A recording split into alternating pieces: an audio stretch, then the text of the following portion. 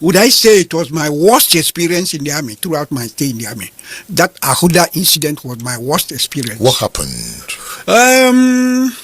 Well, to cut a long story short, when we pulled out, the Nigerians were now in Elela Lemeli. If you know the geography of the place, Elela Lemeli is just the next place from Ahuda.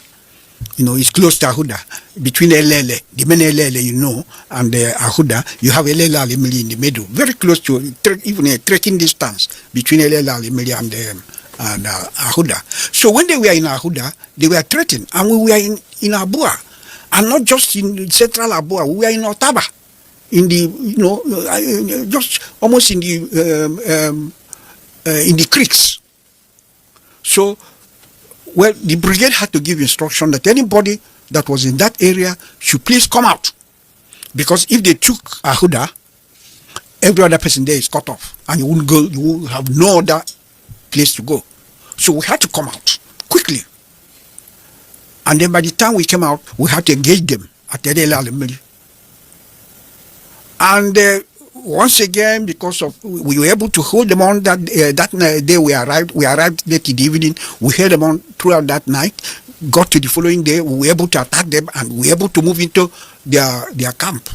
But unfortunately, we didn't have enough ammunition to hold on.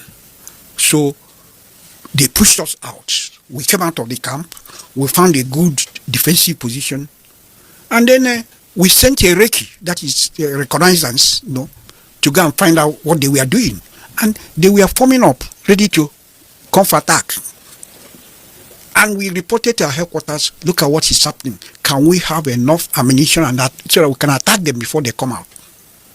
We were told the ammunition was coming, food was coming, this was coming, and none came. So when they were ready, they attacked us. And it was a massive attack. Massive attack. Many Biafran soldiers were cut down. We lost a lot of people. So by the time, you know, entering from Elela Lemeli into Ahuda, and we coming from Ahuda to Elela Lemeli, I was on the left flank. So we kept on fighting until they were able to break through the main axis and got to the bridge. There's a bridge that is inside Ahuda town there. They got to that bridge, blew the bridge. So we, on this side, had no other way to come out. So we were lost there. And we stayed in the bush, no compass. You didn't have a compass. You didn't have communication to link up with your colleagues on the other side. So we were just lost on our own and scattered in the bush there. So we stayed for 4 days, me and that lettuce. We were together for 4 days. In the bush? In the bush, until we were able to come out by the help of a woman who came into the farm. Because we were in the vast farm. We were eating raw corn. Raw corn. That was the only food that was available to us. Because that time, remember, it was around July, August.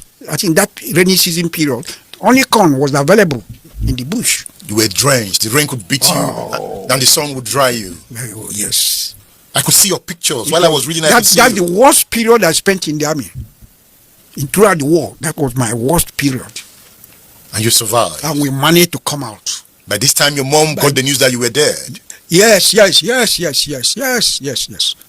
But then, I would say it was destiny that God just brought us out. It was a long journey.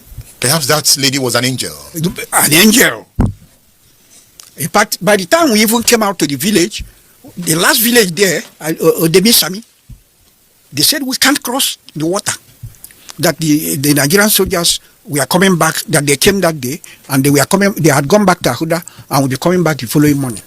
That we can't cross. That if we cross, that the Nigerian soldiers will kill them.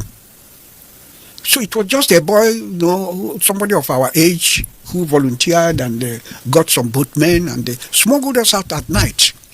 While this lasted, you didn't drop your rifle? Yeah, they insisted that they cannot ferry us across with rifle. We told them that if we arrive Biafra without our rifles, we'll be killed. Yeah, we'll be court-martialed. So we arrived at a compromise. We emptied our magazine. So we carried empty rifle without even one ammunition. An empty rifle is useless, right? Yes, please.